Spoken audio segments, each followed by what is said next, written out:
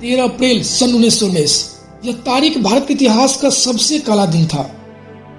इस दिन अमृतसर के जलियांवाला बाग में हजारों मासूम निहत्थे भारतीयों पर बड़ी ही बेरहमियों के साथ गोली चलाकर उन्हें मौत की नींद सुला दिया गया था, जिसे हम सभी जलियांवाला बाग हत्याकांड या जलियांवाला बाग नरसंहार के नाम से भी जानते हैं। देश की इस आजादी की लड़ाई में हजारों भारतीय शहीद हो गए थे, जिनमें हिंदू, मुसलमान, सिख समेत सभी धर्मों और जातियों के लोग शामिल थे।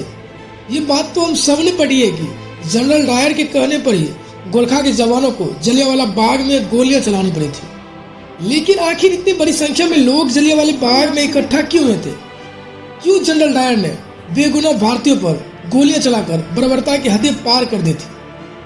और बाद में शहीद आजम उधम सिंह ने जनरल डायर को मारकर जलियांवाला बाग हत्याकांड का बदला भी लिया था। लेकिन जिस व्यक्ति को उधम सिंह ने मारा था, असल में तो वो व्यक्ति था ही नहीं जिसने जलियांवाला बाग में गोली चलाने का आदेश दिया था। तो फिर उधम सिंह ने इसे मौत का घाट उतारा था। जलियांवाला बाग से संबंधित और भी कई ऐसे रहस्य हैं जिसके बारे में आज भी देश की अधिकतर जनता अनजान है। तो आज की इस वीडियो में हम जलियांवाला बाग की पूरी घटना हम आपको बताएंगे और इससे जुड़े कई ऐसे सच तथ्य आपके सामने पेश करेंगे जो आपने पहले कभी भी नहीं सुने होंगे। घटना की शुरुआत 10 अप्रैल को होती है, जब रॉलेट एक्ट का उल्लंघन करने पर सैफुद्दीन किस्जू और डॉक्टर सत्यपाल को ब्रिटिश अधिकारी द्वारा गिरफ्तार कर लेते हैं। असल में उस समय पूरे देश में रॉलेट एक्ट का कानून पास कर दिया जाता है, जिसके तहत ब्रिटिश से किसी भी भारतीय पर बिना मुकदमा चलाए उसे जेल में बंद कर सकती थी। इस कानून को इतिहास में काला कानून भी कहा जाता है, जिसका विरोध महात्मा गांधी ने भी जमकर किया था। सैफुद्दीन और सत्यपाल की गिरफ्तारी के बाद पंजाब के लोगों में जबरदस्त आक्रोश था, जिसके चलते इन लोगों ने मिलकर 13 अप्रैल को वैसाखी के अवसर पर जलियांवाला बाग में एक जनसभा का आयोजन करने का फैसला लिया।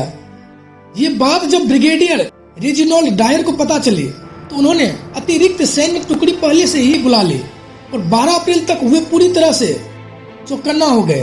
13 अप्रैल की सुबह सभी अपने परिवारों और दोस्तों से मिलकर वैसाखी मना रहे थे। गोल्डन टेम्पल के दर्शन करने के बाद हजारों की संख्या में लोग जलियांवाला बाग में इकट्ठा हो गए। देखते ही देखते लगभग 25,000 लोगों की भीड़ इकट्ठा हो गई। इतने में जनरल डायर अपने जवानों के साथ वहां पहुंचते हैं। जलियांवाला बाग के अंदर और बाहर जाने का सिर्फ एक ही रास्ता होता है, जिसे जनरल डायर तोप लगाकर बंद कर देते हैं। इसके बाद बाग में पहुंचते हुए सिर्फ एक ही शब्द बोलते हैं, फायर। जनरल के आदेश मिलते ही जवानों ने फायरिंग शुरू कर दी।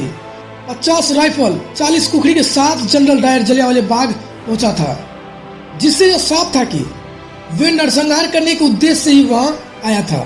बर्बरता की सारी हदें लांघकर डायर ने जलियांवाला बाग में मौत का वो तांडव मचाया। इस घटना से हर भारतीय आक्रोश और बदले की भावना से भर उठा। केवल 10 मिनट के अंदर ही जवानों ने 1650 राउंड फायरिंग की। लोगों को अपनी जान बचाने का मौका तक नहीं मिला। फायरिंग शुरू होते ही चारों तरफ अफरा तफरी मच गई।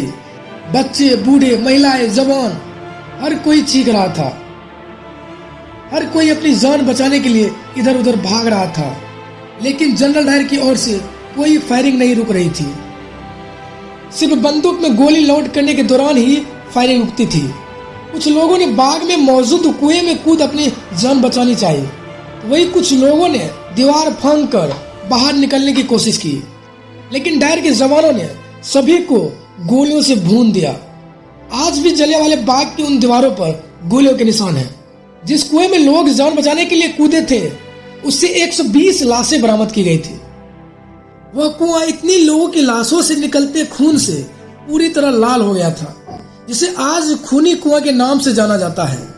खूबसूरत बाग में हर जगह सिर्फ खून के धब्बे नजर आ रहे थे। 10 मिनट फायरिंग के बाद जनरल डायर हंसता हुआ वहां से बाहर निकला।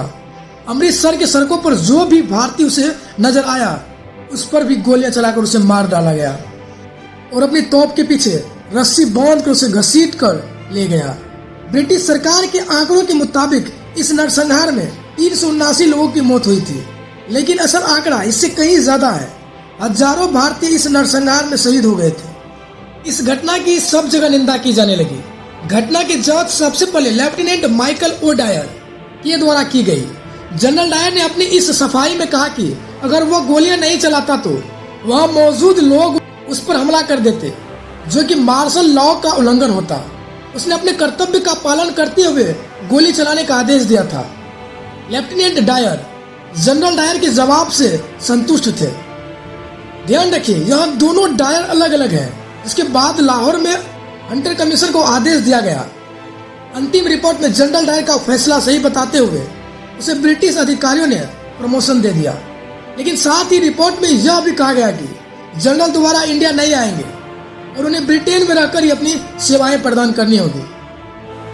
जलियांवाला बाग हत्याकांड के दौरान सरदार उधम सिंह भी वही मौजूद थे।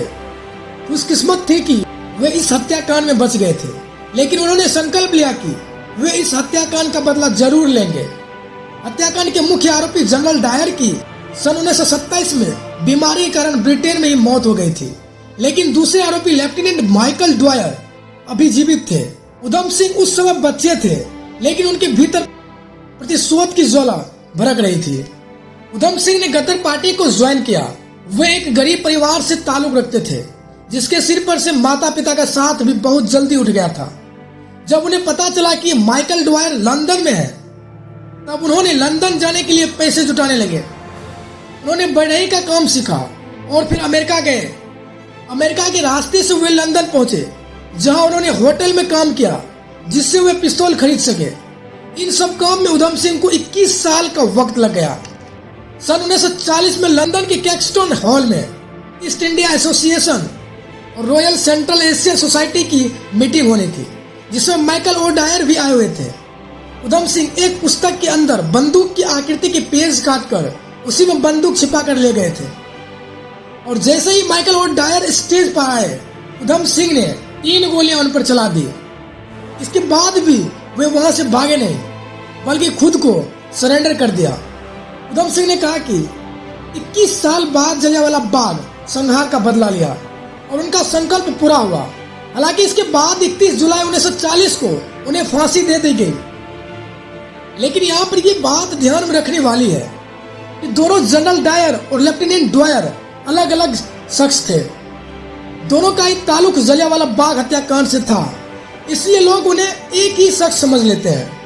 आज भी इतिहास के पन्नों में सरदार उधम सिंह का नाम स्वर्णिम अक्षर से अंकित है। जलियांवाला बाग के सभी शहीदों और क्रांतिकारियों को हम सत सत नमन करते हैं।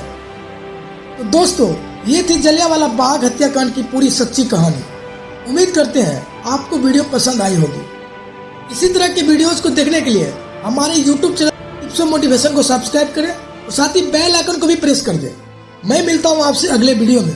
तब तक के लिए जय हिंद, जय भारत।